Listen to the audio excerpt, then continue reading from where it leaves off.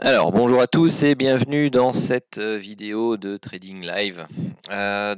Ici, qu'est-ce qui vient de se passer? Tout simplement, on était sur une zone intéressante, c'est-à-dire une zone de confluence ici, enveloppe court terme, enveloppe moyen terme.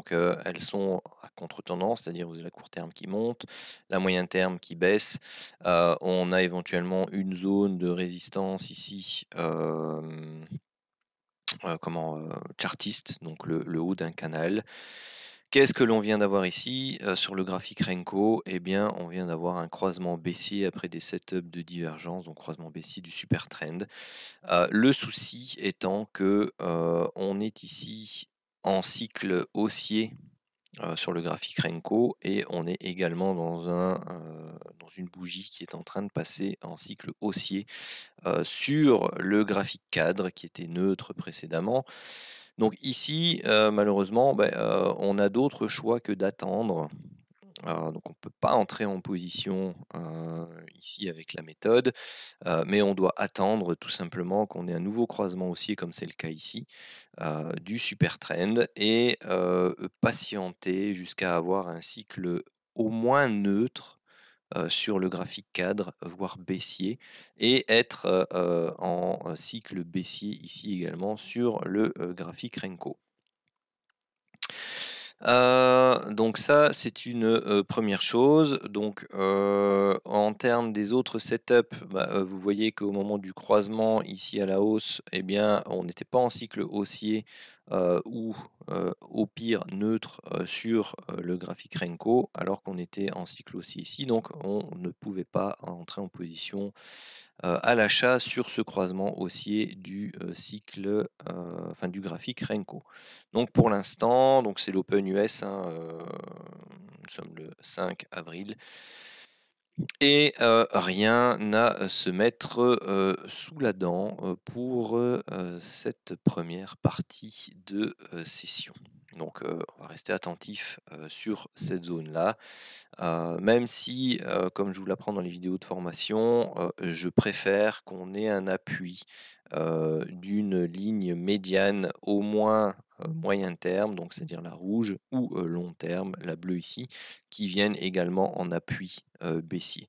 Donc là, la seule chose qu'on ait, c'est une confluence enveloppe court terme et moyen terme qui est en train de se relever en plus. Ce haut de canal potentiel, je dis bien potentiel parce que tant qu'il n'a pas réagi, il n'a pas été confirmé.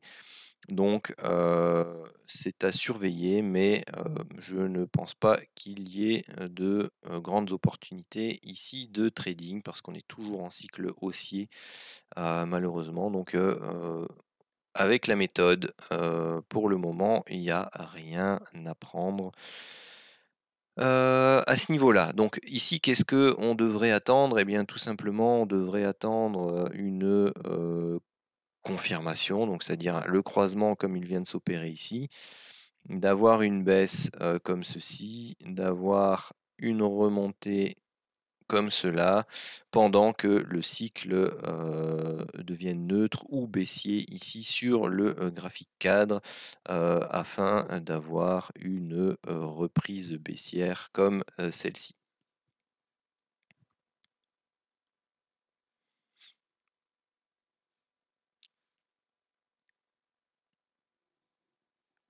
Donc je vais mettre la vidéo sur pause, le temps que cela puisse prendre forme ou pas. Alors ici, qu'est-ce qui se passe? Eh bien, on a eu un nouveau croisement haussier du super trend. Par contre, vous voyez, on est toujours en cycle baissier sur le cycle Renko et toujours cycle haussier sur le graphique cadre. Donc, on ne pouvait pas entrer en position suivant le setup des cycles puisqu'ils sont désaccordés. Pour l'instant, on n'a plus de setup de divergence, donc on n'a pas d'opportunité qui risque de se présenter ici à court terme. Alors, exemple ici, en live, c'était pas possible d'entrer ici. Donc, le marché a décroché, donc il nous a fait directement toutes ces briques-là. Ce qui se passe ici, c'est qu'on était en cycle neutre Donc il y a cette nœud de divergence qui est apparue. On est en cycle neutre au moment du break du super trend ici sur le Renko et on est passé cycle neutre aussi en même temps sur le graphique cadre. Donc vous voyez à côté sur le graphique cadre, on est en neutre et on tente de passer en baissier. Donc ça, ce sera confirmé une fois que le chandelier ici de 2500 ticks sera finalisé. Par contre, moi ici, si j'ai une cassure baissière ici, et bien voilà, hop, j'entre en position et je mets mon stop ici au-dessus. Donc là, il est plus ou moins à 50 points et je vise ici cette zone en termes d'objectif.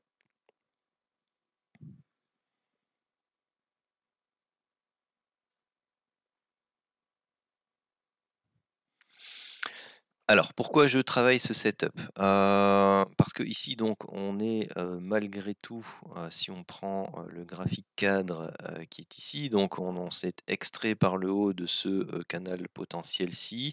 Vous avez les bornes, hautes, moyen terme et court terme qui s'aplatissent.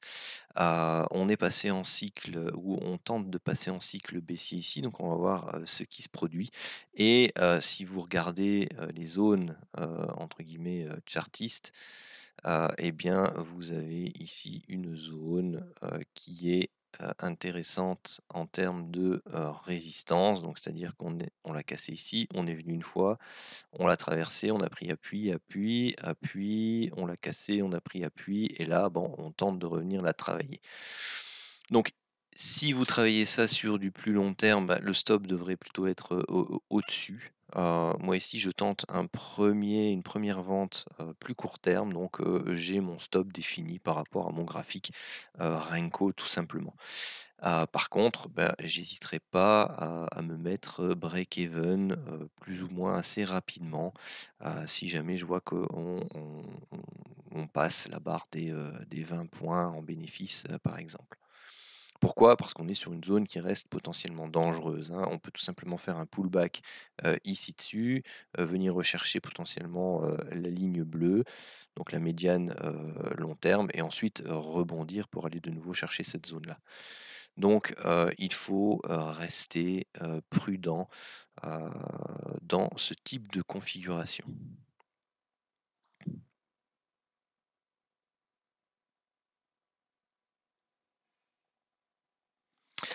Alors ici, vous voyez, on est passé à plus de 20 points, donc je me suis mis, break even. D'ailleurs, on va mettre un petit point en plus pour, le slippage.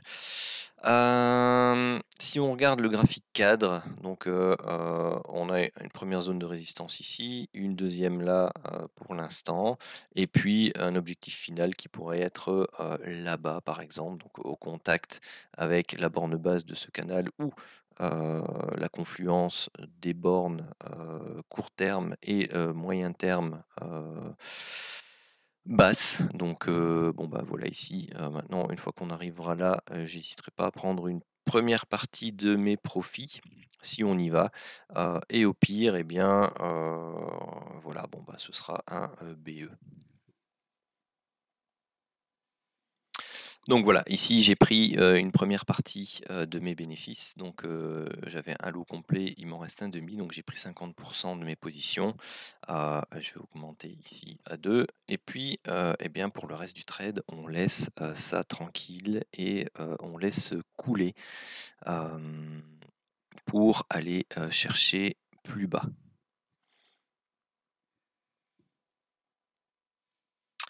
Alors bon, c'est dommage, mais, le solde vient d'être, stoppé à BE.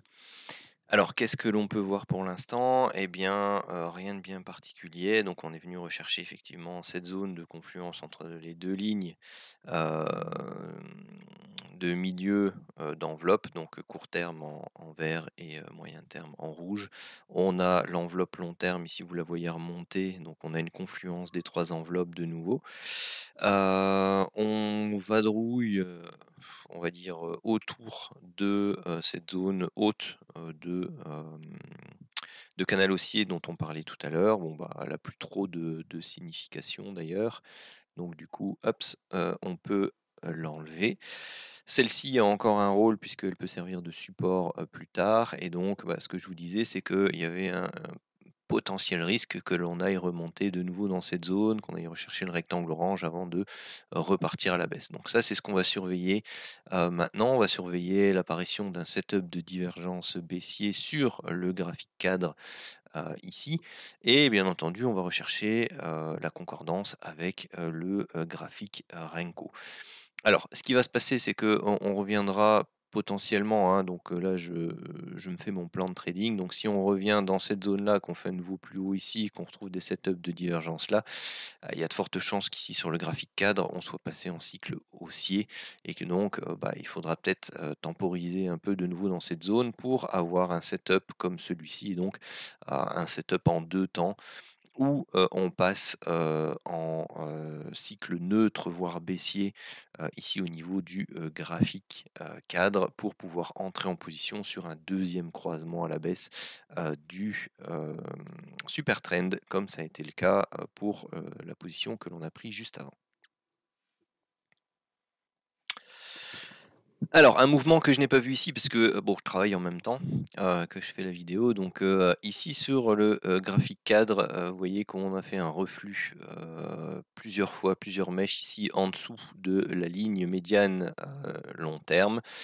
Et ici donc on est passé ou on était en train de passer neutre, sur le cycle, du graphique cadre. Donc, généralement après un cycle haussier, quand on passe neutre, c'est pour s'orienter vers un cycle baissier, hein, vous voyez à chaque fois la succession. Donc ici, on pouvait, se dire que on était en train de repasser vers un cycle baissier compte tenu des reflux qu'il y avait eu des 3 mèches, ici.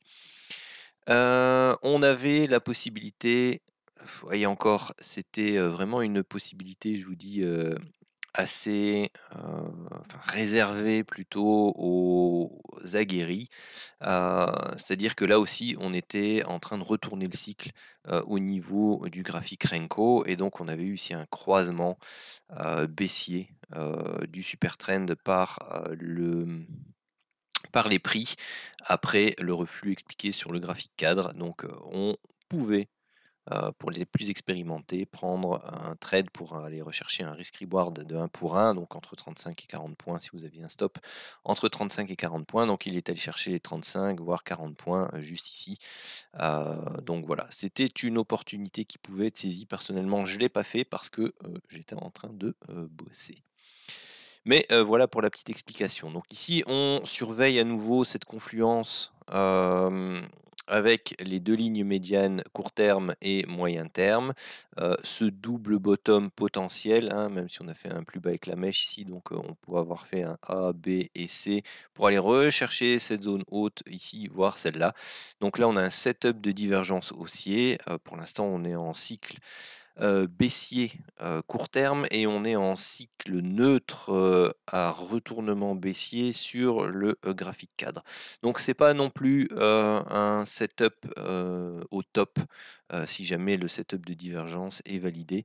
Personnellement, je préférerais que, on puisse baisser encore un petit peu, qu'on puisse retourner le cycle, court terme à neutre, et qu'on puisse essayer de retourner le cycle, long terme plutôt à neutre, voire enfin le garder neutre, voire, le retourner haussier, pour avoir de meilleures conditions pour entrer en position ici dans, ce, setup de divergence qui est en train de se dessiner au niveau du graphique Renko. Alors ici il est, ouais c'est ça, dans 10 minutes, il faut que je parte, en rendez-vous. Donc, je n'aurai sans doute pas l'occasion de, prendre, ce trade. Je laisserai la vidéo en pause et quand je rentrerai, ce soir, à mon avis, il sera tard puisqu'après, petite session de paddle. Donc voilà, donc je verrai un peu où ça en est, ce soir. Je ferai peut-être 5 minutes, rapidement la suite, de l'analyse de ce qui s'est passé, pour le reste de la session. Si j'en ai pas l'occasion, et bien, elle a déjà été, suffisamment bien fournie en explications et ça vous montre un peu le type de réflexion que vous devez avoir au fur et à mesure de l'évolution des prix avec, l'écosystème qui est en place et le money management, la psychologie que vous devez, avoir, associée à, ce système.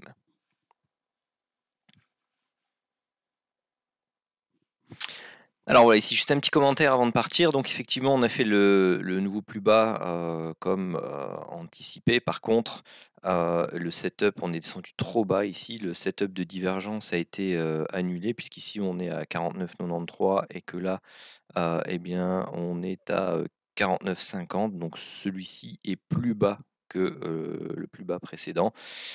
Et en plus, au niveau du croisement, eh bien, on était en cycle baissier au niveau du graphique cadre et au niveau du cadre du graphique Renko. Donc, pas possible, suivant la méthode, d'entrer en position ici à l'achat. Par contre, petit point, bon, prudence, et on le voit déjà, on est en train de retourner le cycle ici tout doucement de baissier vers haussier, donc on devient neutre ici. Donc, compte tenu du fait qu'on travaille cette zone là encore, que ouais, le marché est quand même assez bien en range. Voilà, on a retourné le cycle ici en haussier, donc d'office, moi je ne prendrais pas le croisement baissier qu'il y aurait eu ici pour setup de cycle, puisque c'est plus validé. Si c'était resté grisé, voilà, on aurait pu hésiter, mais personnellement je ne l'aurais pas pris, compte tenu des informations expliquées juste avant.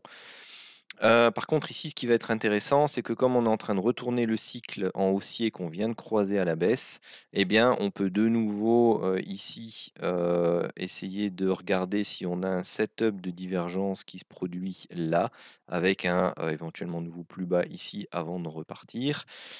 Soit c'est tout simplement que l'on est ici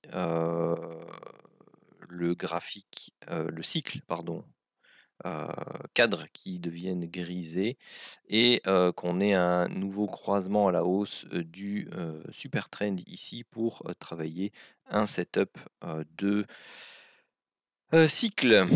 Donc bon, on va voir ce qu'il va nous faire ici. Ouais, je suis en retard, donc bon, tant pis. On verra ça ce soir ou une prochaine fois. Alors, me voilà rentré, donc il est 22h33. Donc les marchés sont fermés. Qu'est-ce qu'on a eu? Donc, on était ici quand j'ai quitté tout à l'heure. Donc, on n'a pas eu de possibilité d'entrer, parce que vous voyez sur le graphique cadre, les cycles sont baissiers. Ici au croisement, eh bien, les cycles sont haussiers, donc on est désynchronisé au niveau des cycles. Donc, pas de possibilité de prise de position. Ici, pareil, donc c'est un croisement baissier, mais les cycles sont haussiers.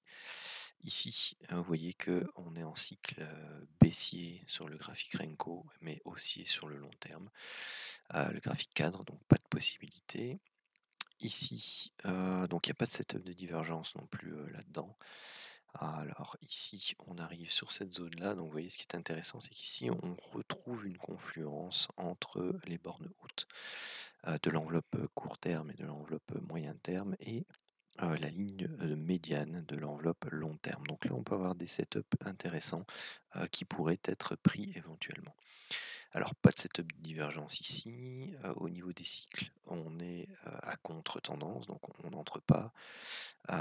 Ici, on est de nouveau à contre-tendance au niveau du cycle Renko. Pourquoi? Parce qu'on est baissier, on est neutre au niveau du cycle cadre.